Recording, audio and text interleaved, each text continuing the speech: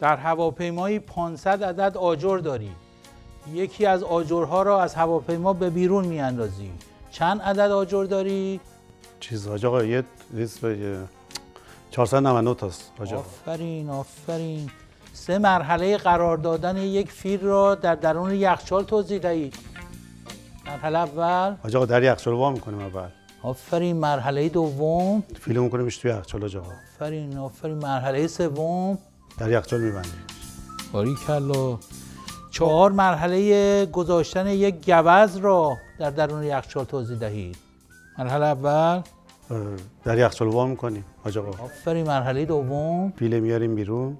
باریکلا. مرحله سوم گوز رو می‌کنیمش توی یخچال. باریکلا. مرحله چهارم درم می‌بندیم دیگه. باریکلا. آفرین آفرین. شیر واسه تولدش مهمونی گرفته. همه حیوانات را دعوت کرده است به جز یکی. کی؟ گوز نه. گوز. چگونه یک پیرزن از یک برکه پر از سوسمار رد می شود؟ خب دیگه حاج آقا این کاری نداره که سوسمارا همه رفتن مهمونی شیر، تولد شیر آقا شیره. باریکلا باریکلا. سوال آخر. اون پیرزن کشته شد. چرا؟ چیز دیگه آقا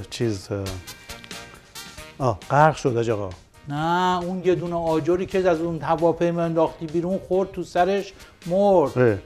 شما مردود شدید. بفرمایید نفر بعدی. من جوابا رو دادم. برو آقا. نفر بعدی. برو بابا.